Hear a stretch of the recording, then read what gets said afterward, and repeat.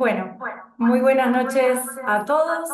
Yo soy la doctora Cabrini Romina, soy médica cardióloga, formo parte del Comité de Enfermedad Cardiovascular de la Mujer y bueno, voy a estar a cargo de moderar este interesantísimo encuentro acerca de si la inflamación invisible redefine el riesgo cardíaco en la mujer. Este webinar va a estar a cargo del doctor Ezequiel Forte. El doctor es cardiólogo universitario, miembro titular de Sociedad Argentina de Cardiología, Sociedad Interamericana de Cardiología, asesor del Consejo de Obesidad y Diabetes de la FAC, exdirector del Consejo de Cardiometabolismo de la Sociedad Argentina de Cardiología, secretario científico de la Sociedad Interamericana de Cardiología y director médico en CENDIC Concordia Entre Ríos. Vamos a tener como panelista invitada a la doctora Evangelina Tubino. Y bueno, la modalidad de este webinar, como en la mayoría de estos encuentros, es nos manejamos al final del encuentro con preguntas o inquietudes que serán asentadas en el chat y el doctor las irá respondiendo. Bienvenidos nuevamente a todos, muchas gracias y espero que disfruten de este importantísimo encuentro. Bueno, muchísimas gracias Romina, Evangelina, Silvana y bueno, el Comité de Diabetes de Mujeres en Rojo de la Federación Argentina de Cardiología. Por supuesto, para mí es un placer poder estar con todos ustedes en un hermoso día feriado, ¿no? Como decíamos antes. Así que bueno, también gracias a todos los que se están conectando también en este día sí, para poder charlar y discutir acerca de este tema súper interesante. Realmente no me lo pusieron realmente fácil los que armaron este webinar. Así que, pero nada, vamos a charlar un poquito acerca de riesgo residual, inflamación y en el medio de todo esto, por supuesto, las mujeres. Se ve bien mi presentación, correcto, ¿no? ¿Sí? Sí, sí, se ve correcto. Perfecto. Si se llega en algún momento, por favor, a cortar o a ver algo mal, por favor me avisa. Entonces, bueno, esta es mi presentación. Estos son mis conflictos de interés. Esta es una charla, obviamente, no auspiciada por la industria farmacéutica, pero bueno, siempre está bien aclararlo. Vamos a hablar un poco de qué es el riesgo residual. Y aquí a mí hay algo que siempre me hace ruido, ¿no? Porque el riesgo residual es esto, fíjense. Uno pone en un balde, ¿no? El riesgo. ¿El riesgo qué? El riesgo inherente de tener un evento cardiovascular. Entonces, esto puede ser prevención primaria o puede ser prevención secundaria. O sea que, en definitiva, riesgo residual siempre hablamos en prevención secundaria, pero podría ser tanto en prevención primaria como prevención secundaria. Entonces, uno pone el riesgo inherente en todo ese balde, ¿no? Entonces, uno diría, bueno, para tener riesgo residual, primero tenemos que alcanzar las metas y recomendaciones de la guía. Entonces, por ejemplo, para hablar de riesgo residual, yo tendría que tener un paciente con un riesgo trombótico controlado o, por ejemplo, con un riesgo lipídico controlado. O sea, si mi paciente, por ejemplo, en prevención secundaria tiene un LDL de 90, no puedo hablar de riesgo residual. Estoy hablando de que tiene el riesgo inherente de no haber controlado aún, digamos, la recomendación de la guía, que sería tenerlo menos de 70 o menos de 55 o menos de 40. ¿Correcto? Entonces, una vez que uno alcanza todas estas metas y recomendaciones de la guía, que eso también incluye, las recomendaciones de la guía incluye actividad física, alimentación saludable, control de la presión arterial, control del riesgo trombótico, por supuesto, control de la hemoglobina glicosilada si tenés diabetes, control del peso. O sea, si nosotros alcanzamos todo eso y, y bueno, el paciente, una vez que ha alcanzado todo esto, queda con un riesgo residual, ¿no? Entonces, esa es la cantidad de riesgo que permanece luego de aplicar todas las medidas de mitigación. Entonces, siempre a mí me hace ruido pensar si realmente existe el riesgo residual, porque habitualmente nosotros no alcanzamos los objetivos que las guías recomiendan, ¿no? Pero pongámosle que, bueno, alcanzamos todos estos objetivos, entonces el riesgo residual tiene que ver con, bueno, ok, queda por ahí un riesgo trombótico, un riesgo lipídico, porque tal vez hay lipoproteínas no LDL, por ejemplo, que están por ahí dando vueltas, de la diabetes, de la hipertensión arterial, de la disfunción renal, por supuesto, el tema central de la fecha, que es el riesgo residual inflamatorio. Entonces la inflamación aquí está en el centro de la enfermedad cardiovascular. Está en el centro no porque la hayamos puesto, sino que hace muchísimos años está en el centro y es como que, como todos los temas en medicina, va y viene. Hoy en día está mucho más en boga.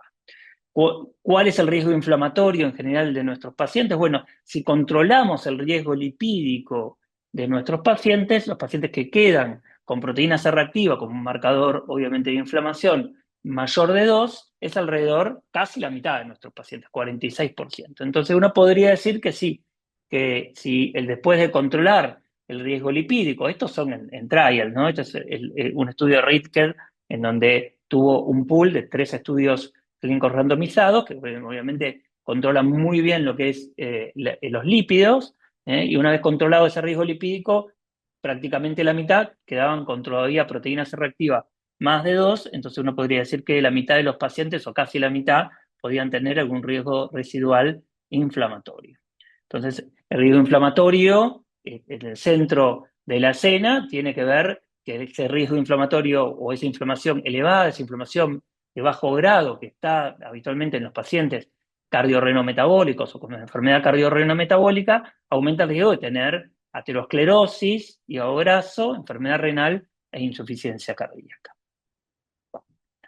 Las causas de la inflamación crónica de bajo grado, yo digo, bueno, a veces es vivir en sí mismo genera inflamación, ¿no? A veces, digamos, yo veo a veces en redes sociales, bueno, gente digamos, que cree todavía en los Reyes Magos, pero la realidad que gran parte de nosotros tenemos algún grado de inflamación, sea por estrés o sea porque no dormimos bien, ¿no? Pero bueno, aquí están un poco las causas de lo que es inflamación crónica de bajo grado, como por ejemplo la inactividad física, el sedentarismo, la obesidad, la disbiosis intestinal, las comidas ultraprocesadas, bueno, la aislación social y el estrés crónico y las alteraciones del sueño, por ejemplo, generan inflamación de bajo grado.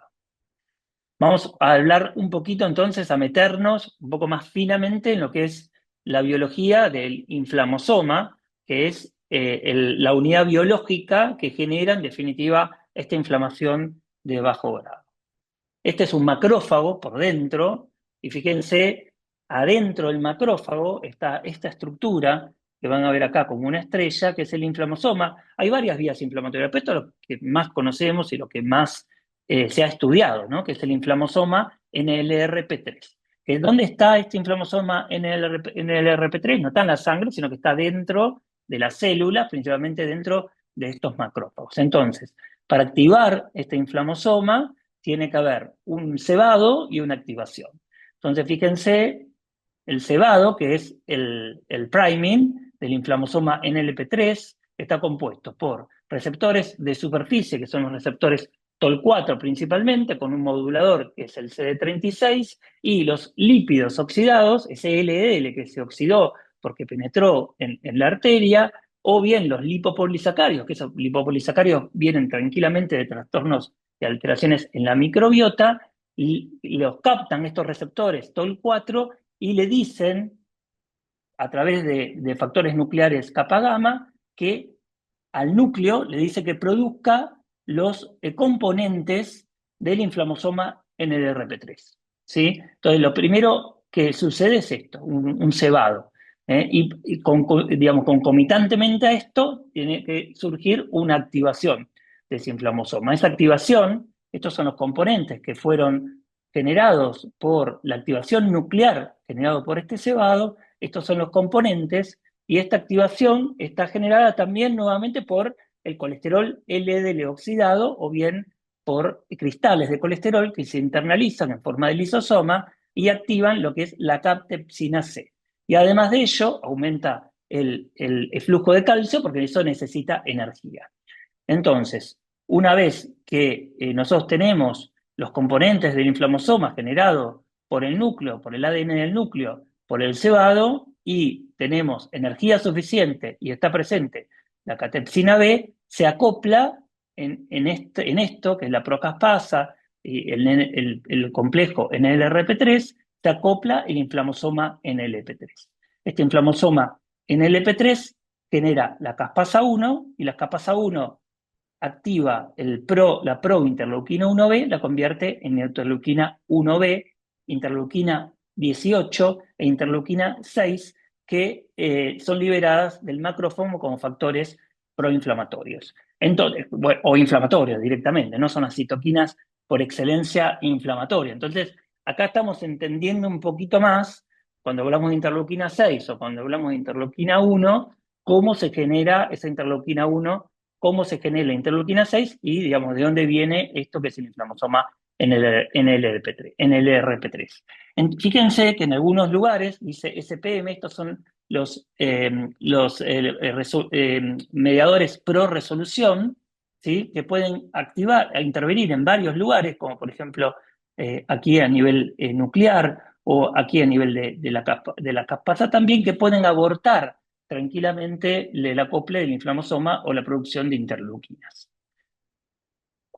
Hay tres enfermedades, que bueno, obviamente hay más en realidad, pero como cardiólogos a uno le interesa, que es la aterosclerosis, la enfermedad renal y la insuficiencia cardíaca con función preservada, que están relacionadas íntimamente con la inflamación.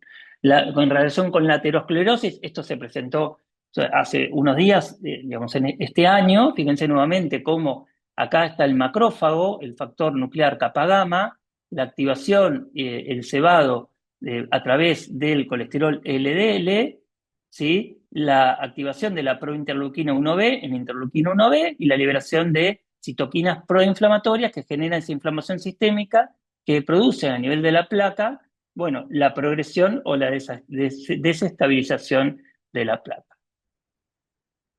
Entonces, uno tiene, como les comentaba antes, estos mediadores pro-resolución, que si lo que predominan son los mediadores pro-resolución, esta inflamación rápidamente en la placa se aborta.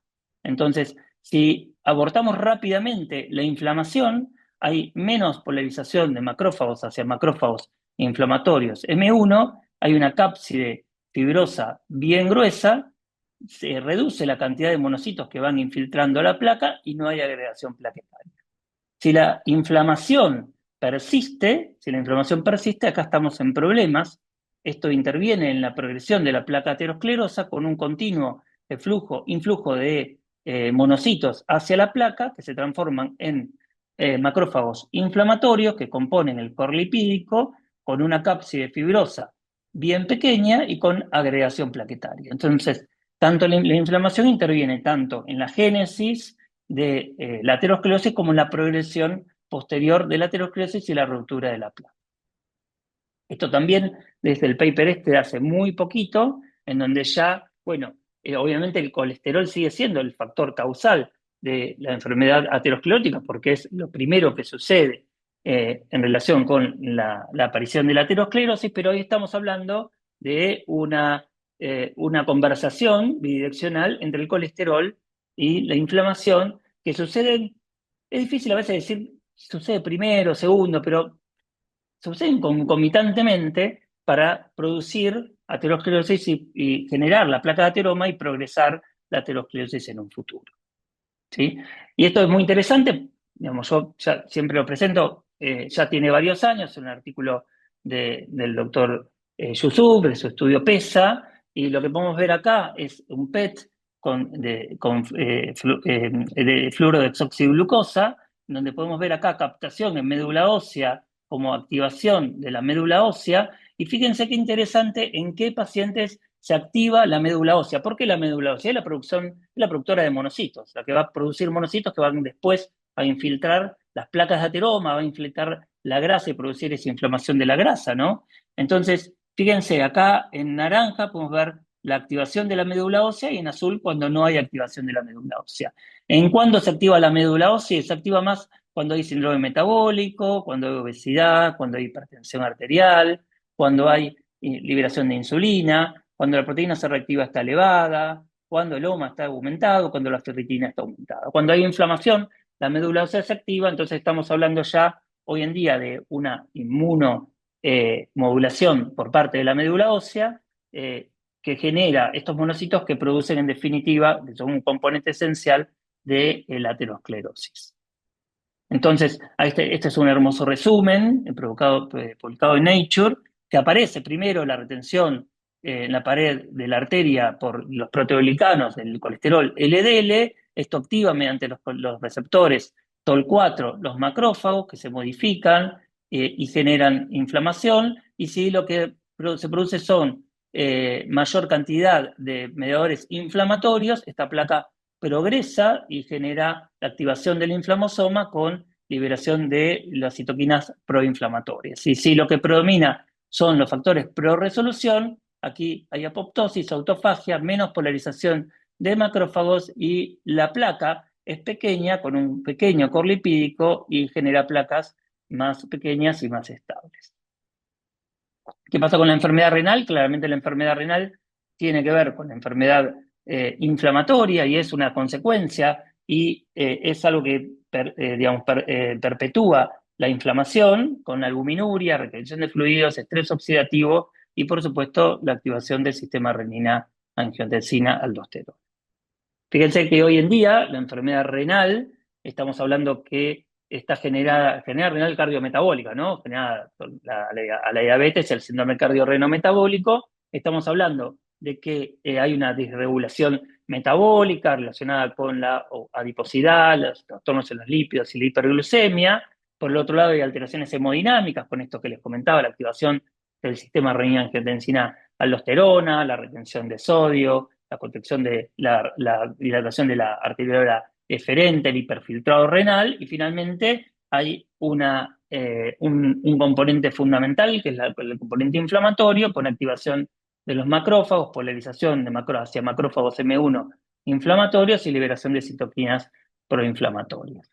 En lo que es insuficiencia cardíaca hay todo un estudio hoy en día en lo que es tal vez un fenotipo diferente de insuficiencia cardíaca asociada a la obesidad, a la enfermedad renal y a la inflamación sistémica. Y fíjense que es interesante que ya de hace varios años, esto es un paper de Packer, en donde la disfunción microvascular y la inflamación a nivel de los vasos coronarios, las pequeñas arteriolas coronarias, y a nivel del el tejido adiposo pericárdico y epicárdico, genera inflamación y esto genera enfermedad cardiovascular e insuficiencia cardíaca. Sabemos que hoy en día que el tejido adiposo perivascular en la aterosclerosis parece también jugar un rol muy importante. Miren acá de izquierda a derecha cómo la grasa que recubre a los vasos coronarios empieza a enviarle señales internas al endotelio vascular para que reclute monocitos. Esos monocitos, cuando se recluta, empieza a generar la inflamación a nivel de la pared vascular, y esa inflamación de la pared vascular, en definitiva, genera que esa grasa pericárdica, periendotelial, perdón, se enferme, se inflame, y esa inflamación a su vez trae mayor señales hacia la placa de ateroma para que reclute células musculares, reclute más monocitos, aumente la cantidad de monocitos de macrófagos M1 y esto termina produciendo muchas veces la progresión de la placa aterosclerótica y la trombosis y el evento cardiovascular. Fíjense qué interesante esto. Estamos hablando de insuficiencia cardíaca. El programa STEP-HFpEF fue semaglutide en pacientes con diabetes y sin diabetes, semaglutide en pacientes con fracción de eyección preservada. De los pacientes con obesidad, obviamente todos pacientes con obesidad. Si el paciente tiene obesidad y tiene fracción de eyección preservada, el 70% de esos pacientes tenían proteína C reactiva elevada, o sea, la mayoría, prácticamente todos, no todos, el 70%, para ser más correcto, estaban claramente inflamados. Entonces, esta es la tabla que presentaron el año pasado, no el anterior, en el Congreso Europeo de Cardiología, después está publicada esto en una revista, pero fíjense qué interesante, si dividimos con proteína C reactiva, ¿cuáles eran los pacientes que más inflamados estaban? El 70% tenían proteína C reactiva elevada. Pero fíjense que las mujeres estaban más inflamados que los hombres, claramente la P era claramente significativa. Las mujeres que de mayor edad, de menor edad y de mayor peso. O sea, una mujer joven con mayor peso, con obesidad, tiene más riesgo de tener inflamación de repente que un hombre de mayor edad. Lo que es fracción de eyección y péptidos natriúticos no variaban. O sea que puede haber mayor PCR o menor PCR y más inflamación o menos inflamación, y eso puede no variar, y de hecho no varía la fracción de eyección que tenga el paciente y los péptidos natriuréticos. Y sí, lo que esto impactaba, a mayor inflamación, los pacientes tenían peor calidad de vida, la caminata de 6 minutos y la clase funcional eran peores. ¿Cómo medimos la inflamación? Acá viene un tema que, bueno, obviamente es interesante, pero prolongado. Claramente tenemos los biomarcadores, ¿no? Y uno de los principales biomarcadores que tenemos a mano hoy en día es la proteína C reactiva. Entonces, sí, la proteína C reactiva ya creo que hoy está consolidada como un marcador de riesgo cardiovascular. Esto es un estudio de Ritkett. Bueno, la mayoría de los estudios en proteína C reactiva, ustedes saben que Ritkett tiene la patente, así que son de Ritkett, la mayoría de ellos, pero bueno, podemos ver sí que la proteína C reactiva en pacientes postinfarto, tener más de 2 o menos de 2, predice todas las causas de muerte, mortalidad cardiovascular y eventos cardiovasculares. Si uno mira los subgrupos, prácticamente en todos los subgrupos, tanto en hombres como en mujeres, y en todos los subgrupos, la edad, todo, tiene mayor riesgo. Si el paciente tiene proteína C reactiva posterior al mes del infarto, tiene proteína C reactiva, persiste elevada, el paciente persiste con un riesgo cardiovascular inflamatorio posiblemente muy elevado. Esto es un estudio ya más en crónicos de 16 estudios, 1 millón de pacientes, tanto en hombres como en mujeres. Los niveles de proteína C reactiva aumentan y aumenta el riesgo de eventos cardiovasculares, independientemente de la presión arterial, del índice de masa corporal, de los triglicéridos, del HDL y del no HDL. Independientemente de los otros factores de riesgo cardiovascular, los pacientes que persisten con proteína C reactiva elevada tienen mayor riesgo de eventos cardiovasculares.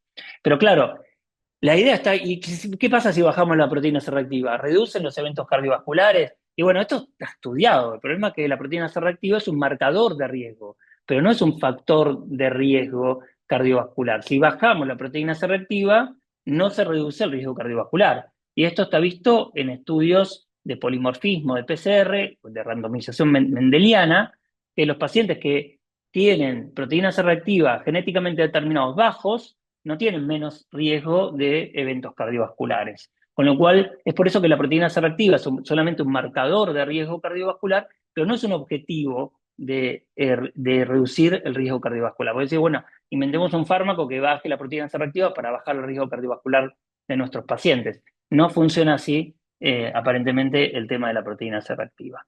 Y sí, un marcador promisorio son los niveles de interleuquina 6, que, digamos, todavía no está estandarizada, pero la interleuquina 6, como les comentaba previamente, es una de las que se libera por el macrófago, es una citokina proinflamatoria, contribuye a la inflamación sistémica, y esto es interleuquina 1B, interleuquina 6, y la interleuquina 6 es el que le dice al hígado que produzca la proteína C reactiva, ¿sí? Entonces, los niveles de interleuquina 6 son predictivos de eventos cardiovasculares, de rigidez endotelial y rigidez arterial, de aterosclerosis y ruptura de placa, y de infarto agudo de miocardio y enfermedad coronaria. Y por el otro lado está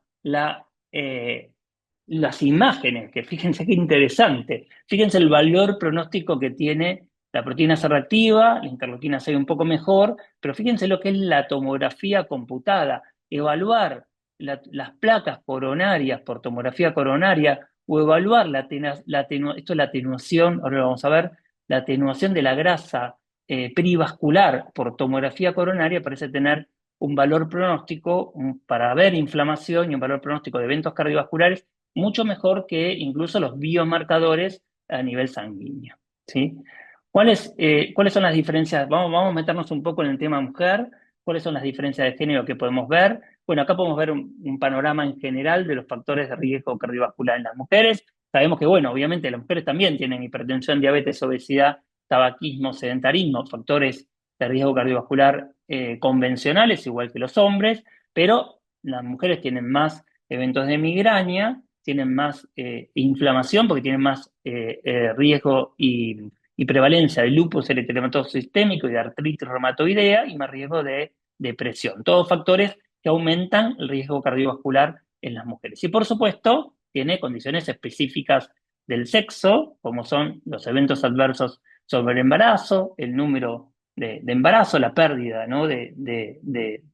Los abortos, habitualmente abortos espontáneos, el ovario poliquístico, la menopausa precoz Y por supuesto también la hipertensión durante el embarazo, la diabetes durante el embarazo, que todo eso sabemos que aumenta el riesgo cardiovascular de las mujeres en forma general comparado con los hombres. ¿Sí? Entonces, uno tiene factores de riesgo tradicionales, pero además de ello tiene factores hormonales y otros factores. Agregado a esto, los determinantes sociales y los determinantes de riesgo psicológico, todo esto genera mayor inflamación, mayor disfunción endotelial, mayor aterosclerosis, disfunción autonómica, alteración del sistema inmune, y todo esto predispone a las mujeres a tener, principalmente en la posmenopausa, mayor riesgo de eventos cardiovasculares. ¿Sí? Las mujeres con obesidad parecen tener algunas características también diferentes a los hombres. Las mujeres con obesidad tienen más prediabetes y tienen diabetes con mayor índice de masa corporal, tienen mayor obesidad, bueno, obviamente pueden tener ovario poliquístico, tienen más depresión, pero tienen menos incidencia de diabetes. Entonces las mujeres tienen más prediabetes y menos diabetes. La diabetes, cuando aparece en la mujer, aparece con índice de masa corporal más alto, y habitualmente tienen mayor obesidad que los hombres, y bueno, sabemos que la distribución de la grasa también varía. ¿Sí? Pero claro, las mujeres, como les comentaba, tienen menos riesgo de diabetes y más de diabetes, pero cuando aparece diabetes en la mujer es una catástrofe porque, digamos, se pierde el factor protector femenino, y la mujer con diabetes tiene mayor riesgo de eventos cardiovasculares y de eventos cardiovasculares mayores que los hombres, claramente. Sí, fíjense, estas eran pacientes con diabetes, casi 1 millón de adultos en 68 estudios prospectivos, y vemos que siempre la mujer con diabetes tiene peor evolución, más riesgo de tener muerte cardiovascular, infarto y stroke que los hombres con diabetes. La hipertensión también es un factor, obviamente, de riesgo en las mujeres, pero también determinante de enfermedad cardiovascular, que también varía. Y fíjense qué interesante que las mujeres, obviamente, en etapas tempranas tienen menos riesgo de tener hipertensión que los hombres, pero después de la menopausia, las mujeres tienen más riesgo de tener hipertensión arterial que los hombres. ¿Sí? ¿Qué pasa con el riesgo inflamatorio y la carga inflamatoria? Esto eran 3.500 pacientes del Dallas Hair Study, 52% de mujeres, en donde vemos que los factores relacionados con los factores metabólicos, como las adipoquinas, la leptina, la hiponectina, y los factores inflamatorios en las mujeres eran más altos que los hombres. O sea, tienen marcadores de inflamación habitualmente más altos y marcadores metabólicos de peor evolución más altos que los hombres. ¿Sí? Entonces, digamos, yendo a la pregunta inicial de todo este Ateneo, si la inflamación agrega riesgo en la diabetes, les traigo este estudio publicado recientemente que habla de colesterol, lipoproteína A, inflamación, 30 años de eventos cardiovasculares en mujeres. Tremendo. Este es un trabajo también de Ritker, es muy interesante, donde vemos que, bueno, claramente a medida que se van aumentando estos biomarcadores de inflamación, colesterol y lipoproteína A, cuanto obviamente más biomarcadores las mujeres tengan, peor evolución que los que tienen menos biomarcadores. Y claramente las mujeres que tienen proteína C reactiva elevada, a peor quintilo de proteína C reactiva elevada, mayor riesgo de eventos cardiovasculares.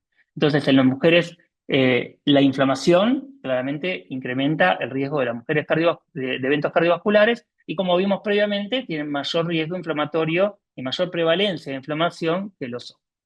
¿Sí? Y la pregunta también es, también de vuelta, otro paper de Ritker, la pregunta es que si no hay factores de riesgo tradicionales, la inflamación, ¿cuánto riesgo le agrega a los pacientes? Y esto es un artículo publicado este año, fíjense que es el 2026, 12.500 mujeres que son sanas, con un seguimiento a 30 años, y que no tienen factores de riesgo tradicionales, o sea, su colesterol está bien, no tienen diabetes, no fuman, tienen hipertensión arterial, no tienen hipertensión arterial, y lo que sí tienen son proteína C reactiva elevada. ¿Qué pasa con estos pacientes?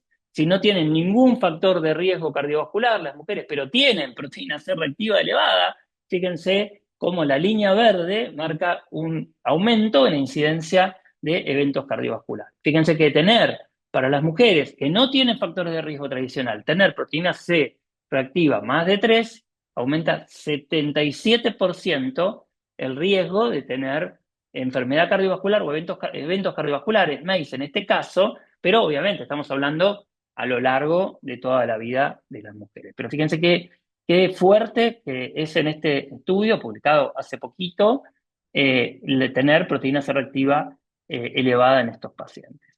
Y la otra pregunta es, ¿las estatinas modificarían el riesgo? Bueno, Ritkel lo que hace acá es una comparación con el estudio Júpiter, en donde 8.000 participantes, recuerdan el Júpiter, ahora lo vamos a repasar, recibían placebo contra rosuvastatina, eran pacientes que tenían un LDL bastante aceptable, eran prevención primaria, entonces uno diría que si a esos pacientes que eran pacientes como los que vimos recién, le daban rosuvastatina, reducía, la rosuvastatina podría reducir hasta 38% el riesgo de eventos cardiovasculares. ¿Sí? Como les comentaba previamente también, las mujeres tienen mayor riesgo de tener enfermedades autoinmunes como lupus eritematoso o artritis reumatoidea. Y cuando aparecen las enfermedades autoinmunes, hoy en día ya sabemos que tener una enfermedad autoinmune es tener mayor riesgo de eventos cardiovasculares y principalmente esto aparece en mujeres. Entonces, tener un paciente con un lupus o con una artritis reumatoidea claramente es un modificador de riesgo y aumenta el riesgo cardiovascular de las mujeres. Vamos avanzando con el tratamiento, venimos bien, faltan 15 minutos para los 45. Vamos a hablar del tratamiento, claro, dice, bueno, Ezequiel, entonces le damos colchicina a todas las mujeres, porque bueno, es el antiinflamatorio que tenemos a mano, barata, buena. Bueno, vamos a hablar un poco del tema de colchicina. Les voy a mostrar algo interesante. Fíjense, los dos trials que hay con colchicina, los dos trials más potentes, más fuertes, ¿no? Que es el Lodoco 2 y el Colcot, vamos a analizar un poquitito esto. En el Lodoco 2, miren la tabla basal. Solamente en el Lodoco 2, 16% de mujeres en tratamiento con colchicina. O sea, prácticamente el 74, no, prácticamente no, el 73,5% de los pacientes en el estudio Lodoco 2 eran hombres. Claro, entonces yo digo, bueno, vayamos a la tabla suplementaria. ¿Había alguna P de interacción de los subgrupos? No, la P no le da, pero miren, claro, obviamente. Fíjense, este es el efecto en los hombres y este es el efecto en las mujeres. Se diluye completamente. Está bien, la P de interacción no le da, pero la verdad que es como que, sinceramente, darle colchicina por este estudio en mujeres deja como gusto poco. Estaban totalmente, ya sabemos que en general las mujeres están subrepresentadas en todos los trial clínicos, ¿no? Pero claramente, el loco 2, 16% de mujeres, gente, nada. Entonces digo, bueno, vamos al otro trial madre de colchicina, el Colcot. 19%, 19,9%. O sea, el 80% de los pacientes en el Colcot, colchicina versus placebo, eran hombres. ¿Sí? Yo me pregunto, digamos, ¿esto alcanza para darle colchicina a una mujer? Vamos a la tabla suplementaria de sus grupos. Ahí no hacen un forest plot para que lo veamos bien, pero fíjense lo que pasa. Fíjense lo que pasa. En las mujeres, los eventos cardiovasculares fueron el 7,8% en colchicina y el 8% en el grupo placebo. La línea está en el 1 prácticamente. Claro, el rango es enorme, 0,63 a 1,58. Pero yo me pregunto, ¿con estos datos alcanza para darle colchicina a una mujer que tiene un riesgo inflamatorio elevado? Yo sinceramente creo que no. Bueno, hay metaanálisis. Bueno, ok, vamos a un metaanálisis publicado por Cochrane. Casi 15.000 pacientes con stroke y enfermedad cardiovascular, 2.628 eran mujeres, y vamos al análisis de su grupo. Entonces, y miren lo que pasa con el análisis de su grupo. La P de interacción no le da porque es 0,07, no le da en el límite. Y miren lo que pasa con las mujeres. De 0,9, el odds ratio, de 0,7 a 1,15. Ok, uno podría decir con estos datos que sí, que las mujeres están subrepresentadas y que, bueno, la P de interacción de subgrupos no dio estadísticamente significativa. Esto podría ser por chance también, digamos. Entonces, uno podría darle colchicina a una mujer con riesgo inflamatorio elevado. Pero sinceramente, la data, digamos, que yo pude ver en estos días estudiando este tema, es realmente muy borderline, sí, si me permiten decirlo. Pero vamos a algo más interesante. Las estatinas sabemos que reducen la inflamación y el bempedóico también. Entonces, claramente las estatinas reducen los eventos cardiovasculares, la muerte y la enfermedad cardiovascular total, la reducen tanto en hombres como en mujeres. Fíjense que acá también, bueno, las mujeres están subrepresentadas, pero fíjense, bueno, el odor ratio aquí, acá los hombres es muy potente, en las mujeres se diluye un poquito el efecto, pero fíjense dónde está el 1, 0,83, 0,76, 0,9. O sea que realmente las estatinas podríamos decir que son tan efectivas en hombres como en mujeres. También lo vemos en el Júpiter Trial, que es interesante el Júpiter, pero claro, tienen LDL normal. Bueno, normal, ahora ya no es tan normal, 116, 110, pero tenían LDL de menos de 130 en prevención primaria, recordemos, pacientes sin enfermedad cardiovascular, 50 y 60 años, lo único que tenían era proteína C reactiva elevada, más de 2, o sea, estaban inflamados, ¿sí? Entonces, darle estatinas a los pacientes con inflamación residual claramente reduce los eventos cardiovasculares, incluso reduce 21% la mortalidad. El Júpiter fue tremendo porque le dio todo, ¿no? Vamos al ácido bempedoico. Como vemos, el ácido bempedoico sabemos que reduce el LDL alrededor de 21%. ¿Y qué es lo que pasaba con la proteína C reactiva? Fuerte, potente también, 22%, 19%. Esto quiere decir que uno use ácido bempedoico o estatinas para, digamos, reducir la inflamación de nuestros pacientes. No, porque no es una terapia específica, ¿no? Pero claramente son terapias que reducen la proteína C reactiva, desinflaman al paciente, posiblemente tenga algo de los eventos cardiovasculares que reduce, puede estar dado por esta reducción de la inflamación. ¿Qué pasa con los inhibidores SGLT2? Bueno, esto es un poco lo que hablábamos previamente, la disfunción endotelial, la polarización de macrófagos de monocitos hacia macrófagos M1, que son los inflamatorios, la liberación de citoquinas proinflamatorias y la aparición de la placa aterosclerótica. Claramente los inhibidores SGLT2 inhiben la polarización de monocitos a macrófagos M1, generando mayor cantidad de macrófagos M2, que son los inflamatorios, y aparte de eso tienen un impacto positivo sobre la inmunoinflamación. ¿Sí? Mejoran la función endotelial y reducen las citoquinas proinflamatorias y aumentan los macrófagos M2. O sea que interesante. ¿Son efectivos en mujeres los inhibidores de SGLT2? Pues bueno, como hicimos el análisis con colchicina, vale la pena hacer esto, ¿no? Entonces, bueno, vemos que esto es del EMPA-REG y esto es del DICLER. Vemos que tanto en hombres como en mujeres, fíjense que la línea es prácticamente la misma, mujeres siempre subrepresentadas, un poquito menos aquí, pero, digamos, claramente la P de interacción es totalmente negativa, entonces uno podría decir que sí, que los inhibidores SGLT2 son también efectivos tanto en hombres como en mujeres. ¿Qué pasa con los agonistas del receptor GLP-1? Bueno, los agonistas del receptor GLP-1 es muy interesante porque tienen un efecto antiinflamatorio interesante, reducen la permeabilidad intestinal, reducen los triglicéridos, principalmente los triglicéridos postprandiales, y todo esto genera un efecto antiaterosclerótico. En la pared del intestino hay linfocitos intraepiteliales. Esos linfocitos intraepiteliales tienen en su membrana receptores del GLP-1 y entonces estos receptores GLP-1 digamos, activados por un GLP-1 exógeno, como puede ser semaglutide o tirzepatide, genera un aumento del reclutamiento del sistema inmune en células periféricas aisladas y eso genera una reducción de la inflamación sistémica. Esto lo podemos ver en prácticamente todos los trials que midieron proteína C reactiva y en el grupo de semaglutide, en este caso, contra placebo, podemos ver que semaglutide reduce la inflamación sistémica a través de reducir la proteína C reactiva, posiblemente dentro de algunos de los mecanismos que tiene, la reducción del peso, pero también la activación de linfocitos intraepiteliales a nivel del tubo digestivo. ¿Son efectivos los GLP-1 en hombres y en mujeres? Bueno, hay un metaanálisis analizando puntualmente este tema y que vemos que los eventos cardiovasculares en mujeres claramente también se reducen. No hay una P de interacción en el metaanálisis, por lo cual uno podría decir que si los agonistas receptor GLP-1 tenés una evidencia fuerte para usarlo tanto en hombres como en mujeres.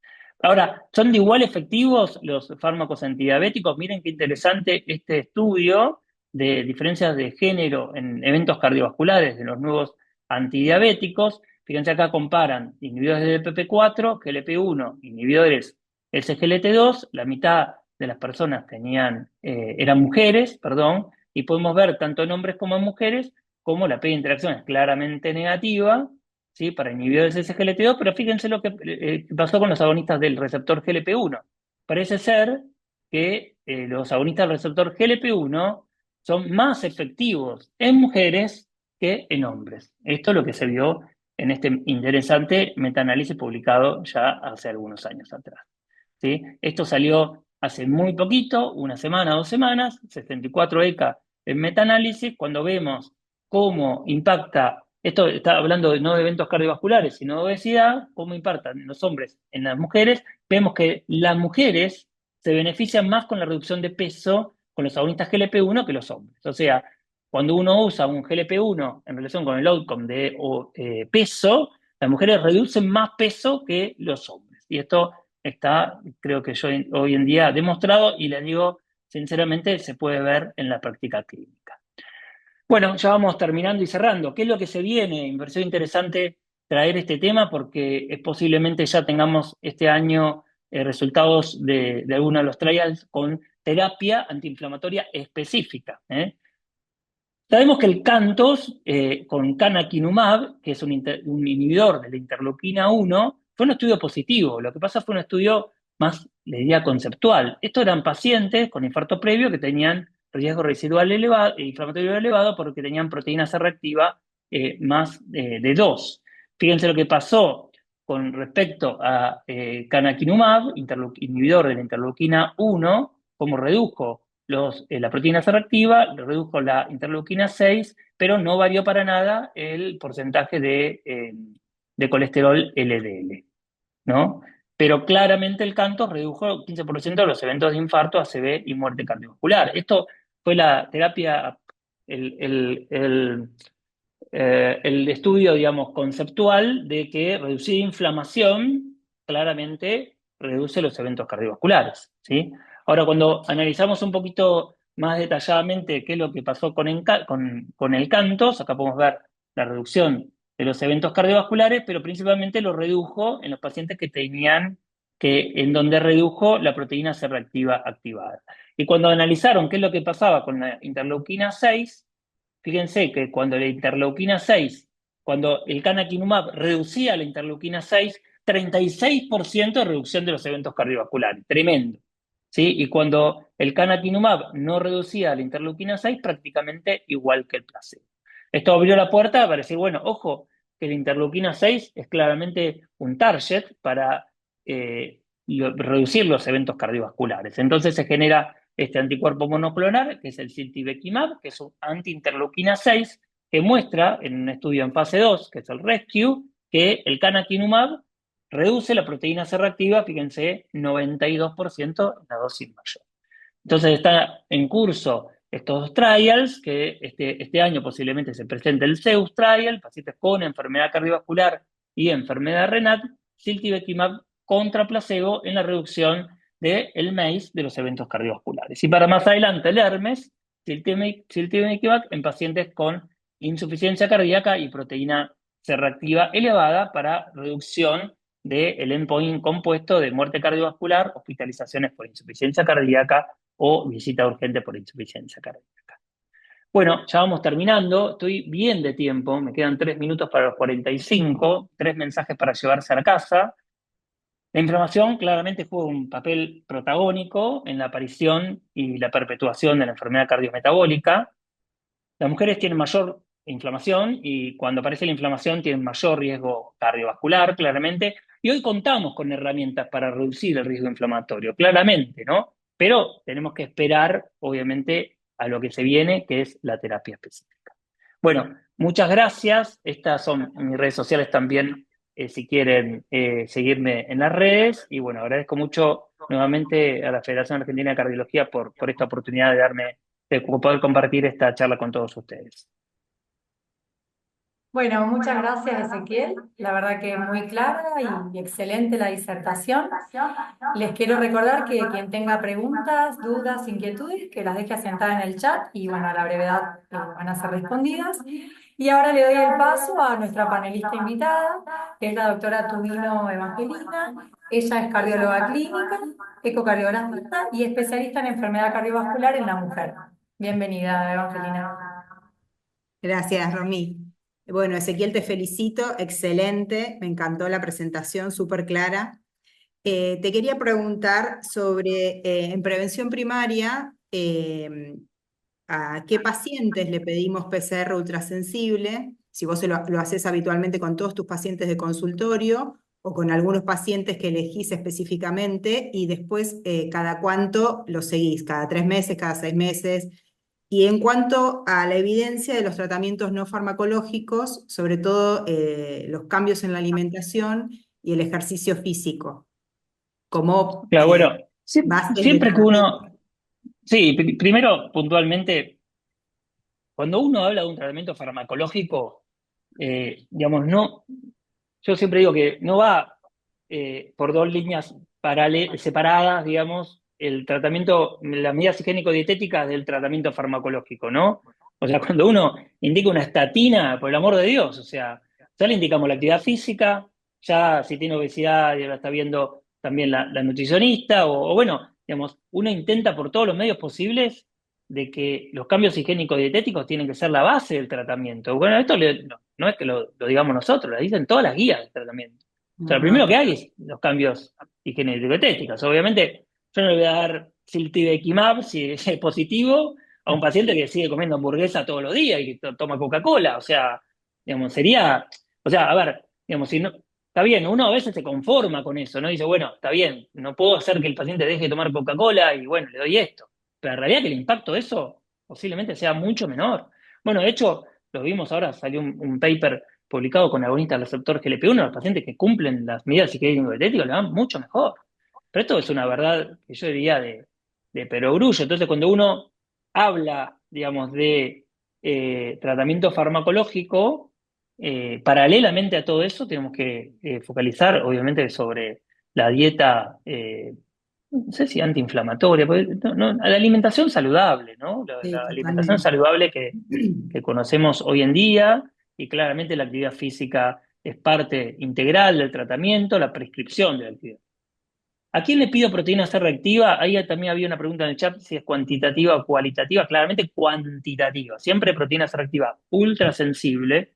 ¿Sí? La otra no sirve para nada. O sea, no sé, a veces le piden, no sé, el reumatólogo, pero no sé qué valor tiene, ¿no? La proteína C reactiva tiene que ser proteína C reactiva ultra sensible, cuantitativa. Yo sinceramente lo uso poco. Ahora lo voy a empezar a usar un poco más porque, bueno, hace meses nada más, bueno, hubo un poco de revisión del tema, la Sociedad Europea la está recomendando un poquito mejor, las pusieron, en vez de ponerla 2B, la pusieron 2A, y bueno, si el paciente tiene un riesgo intermedio de enfermedad cardiovascular, la proteína C reactiva puede, digamos, impulsar a que, bueno, yo le dé tal vez un tratamiento con estatinas, puede cambiar algo, pero principalmente la pido en esos pacientes de riesgo intermedio, puede ser, pero principalmente tal vez en el paciente que volvió a tener eventos cardiovasculares. Si yo ya tengo bastante controlados los factores de riesgo cardiovascular, porque tiene progresión de la enfermedad, digo, che, este paciente no tendrá todavía un riesgo inflamatorio elevado. Y bueno, si el paciente persiste con eventos cardiovasculares, a pesar de conseguir un LDL, digamos, bien bajito, y cuando hablo de bien bajito, hoy estoy hablando de menos de 40, o por lo menos el LDL más bajo que puedo, porque a veces uno dice, bueno, sí, Ezequiel menos de 40, pero es muy difícil, bueno, está bien, ya le di rosuvastatina 40, ezetimibe, bempedoico, y si no tengo ni PCK9 o un inclisiran para darle, y bueno, es lo que tengo, y bueno, tal vez uno diría, hay un riesgo residual inflamatorio persistente, pero se la pido ¿para qué? Para ponerle colchicina a ese paciente, ¿no? Y bueno, si tuvo eventos cardiovasculares permanentes, si tiene una proteína C reactiva elevada, y bueno, tal vez le pondría colchicina. ¿Hay evidencia fuerte de eso? Y la verdad que no, porque tanto el Colcot como el Lodoco son estudios que a mí, desde el punto de vista metodológico, dejan bastante que desear, y por otro lado tampoco midieron proteína C reactiva, tampoco dicen, ah, sí, los pacientes con más de 2 le dieron colchicina y eso redujo los eventos cardiovasculares, le dieron a todos, ¿no? Entonces, pero bueno, uno podría decir, con una indicación 2B de las guías, ponerle colchicina a esos pacientes, ¿no? Y te quiero hacer otra pregunta. En cuanto, viste que está muy en boga en este momento la medicina funcional y que los médicos funcionales tratan la inflamación crónica con suplementación. Si vos tenías evidencia de, por ejemplo, el omega 3, la vitamina D, le dan cúrcuma con pimienta negra, qué sé yo, bueno, un montón de cosas a largo plazo a los pacientes, ¿no? Eh, ¿Qué impacto tiene eso realmente en disminuir la inflamación crónica y hasta cuándo estar suplementado?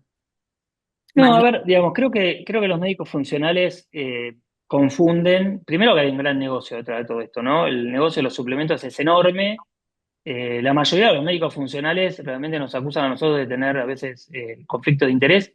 Los que mayor conflicto de interés tienen son ellos, porque están en redes promocionando estrategias médicas que no tienen un aval científico fuerte para dar a los pacientes, ¿no? No nos olvidemos que nosotros hacemos medicina basada en la evidencia. Totalmente. Eh, vos me decís, bueno, pero hay un montón de suplementos que mejoran la coenzima Q10 y mejoran la inflamación y mejoran, digamos, que mejoren parámetros biológicos no quiere decir que reduzcan los eventos cardiovasculares, ¿no? O sea, sí hay evidencia de estudios básicos, a veces en ratones y a veces en humanos también, que algunos suplementos pueden mejorar algunos procesos biológicos fundamentales, pero eso no quiere decir que reduzca los eventos cardiovasculares. Digamos, nos hemos llevado chascos, digamos, por todos lados, ¿no? En estos casos. Qué sé yo, pemafibrato, el último chasco que nos llevamos, bueno, sí, reduce los triglicéridos 30%, pero se mueren mal los pacientes. Digamos. O sea, y desde el punto de vista biológico era un fármaco que estaba bueno, digamos, que uno lo veía y decía, mira, está bien esto, ¿no? O por ejemplo, canakinumab en el CANTOS también, digamos, claro, reduce los eventos cardiovasculares porque reduce la inflamación, desde el punto de vista fisiopatológico es hermoso, pero bueno, el paciente tiene más infecciones y más sepsis y se mueren más, o sea, por eso no lo usamos.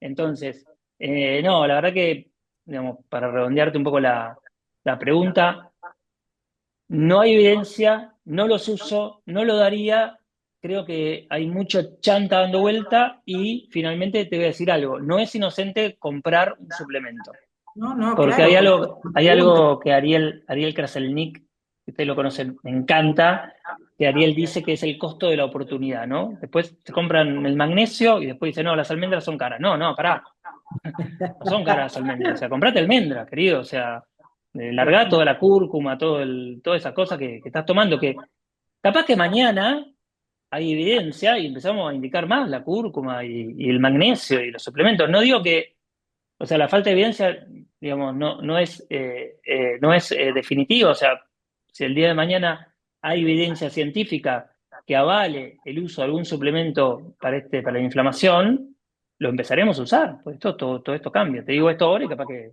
no No, sé, no, sí, seguro. mañana, digamos, Pero estamos bueno, dándole suplemento de cúrcuma a los pacientes, no sé, me pareció que la pero por el pregunta momento no. meritaba porque recibo en el consultorio permanentemente pacientes que están medicados por inflamación crónica, tomando todo esto y de por vida. O sea, y no es inocuo tomar nada de por vida, y No, no menos es, sin no es evidencia inocuo porque uno, científica. uno no sabe qué mal le puede hacer al paciente también. Claro. Me dice, mira, no, pero bueno, mal no le va, a la otra cosa dice, mal no le va a hacer. Y no sé si no le hace mal, qué sé yo.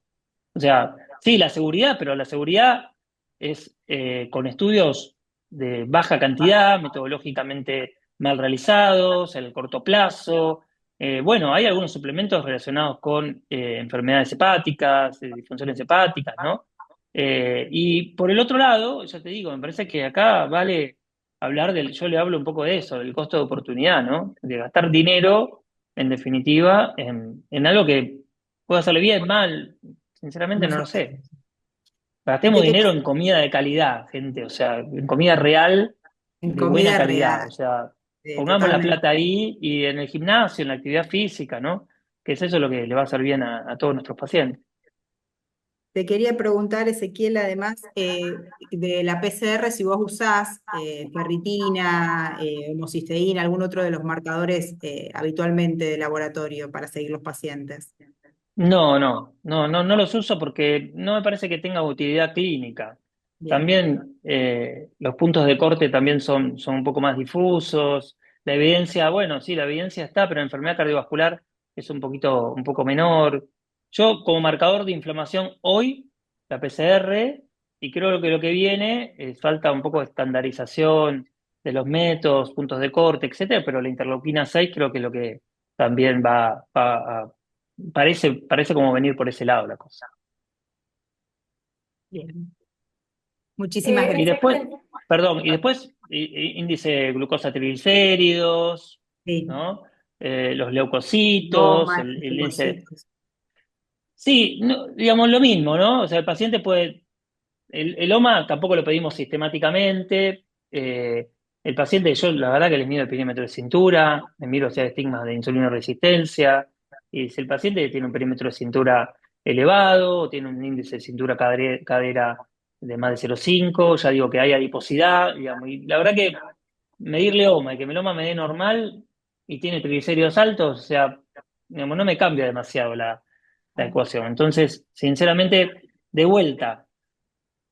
Dice, bueno, pero a un OMA no le va a hacer mal. No, obviamente. Pero se gasta plata en esas cosas, ¿no? Claro, costo-beneficio, por Yo supuesto.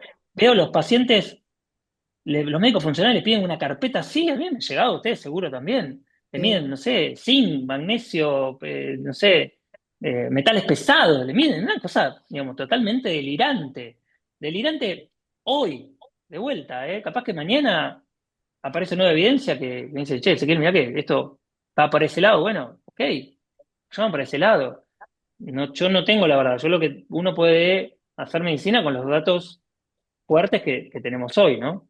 Pero realmente me parece un delirio pedirle una carpeta así, que la obra social gaste 200.000 pesos en hacerle estudios, que después le dice, ah, bueno, si el magnesio está normal, no, pero no importa, tome magnesio, porque usted le duele la cabeza y seguro tiene déficit de magnesio. Bueno, eso es una locura, ¿para qué le pedís entonces? Pero bueno, esa ya es opinión, ¿no? Y discutible. Bueno, muchísimas gracias, Ezequiel. Bueno, hay varias preguntas en el chat, no sé si se van a poder responder todas. Estamos medio justo con el tiempo. Acá una de las preguntas es relación entre coenzima Q10 y estatinas. O sea, ¿qué opinás de esa interacción, de esa relación? Bueno, un poco lo que venía diciendo previamente, ¿no? Las estatinas reducen la coenzima Q10. Ahora, ¿esa reducción de enzima Q10 tiene algún impacto desde el punto de vista clínico? No, no tiene ningún impacto desde el punto de vista clínico. Esto es una falacia. Tiene un impacto desde el punto de vista microbiológico, en ciencia básica, sí, reduce, sí, ok. ¿Y qué pasa? Bueno, la coenzima Q10 interviene en un montón de factores de función mitocondrial, sí, ok, pero desde el punto de vista clínico esto no hace nada, no hay evidencia para recetar coenzima Q10 a los pacientes que están con estatinas, bajo ningún punto de vista. No hay que usarla. Tal vez uno puede decir, bueno, a ese paciente que estaba con dolores musculares, pero bueno, hoy tenemos bempedoico para usar, sinceramente. Yo nunca pedí una coenzima Q10 y nunca receté una coenzima Q10 a ninguno de mis pacientes. Tengo más de 20 años usando estatina. Ese es uno de los suplementos que viene en la píldora mágica que recibimos de los pacientes, uno de los tantos, ¿no? Sí, La coenzima Q10. de vuelta, capaz que el día de mañana se forma alguna evidencia fuerte y uno la puede indicar, pero hoy por hoy no hay que utilizarla porque no hay evidencia fuerte y uno dice, bueno, no le hará mal y bueno, no sé, qué sé yo si no le hace mal. Hay una pregunta también de creatina. La creatina, sí, es uno de los suplementos más estudiados. Acá sí, de creatina tenemos fuerte evidencia, digamos, de un montón de estudios que muestran que usar creatina no es dañino. Acá claramente, digamos, el paciente puede usar creatina sin ningún punto de vista. ¿Mejora la función miocárdica, como dice acá una pregunta? No. Desde el punto de vista cardiovascular, no le va a cambiar demasiado. ¿Mejora la masa muscular? La creatina sí, mejora la masa muscular. ¿Usar creatina sola mejora masa muscular? No, hay que acompañarla de ejercicio de fuerza. ¿Cuánto mejora masa muscular la creatina? Muy poco, muy poquito. En metaanálisis, así, digamos, no, gramos, o sea, no es que te vas a sacar músculo, digamos, por la creatina en sí mismo. Pero bueno, puede ser un suplemento, perdón, que es acumulativo, hay que usarlo todos los días, hay que mantenerlo y acompañarlo de ejercicio de fuerza, sí, es seguro desde el punto de vista cardiovascular, es seguro desde el punto de vista renal.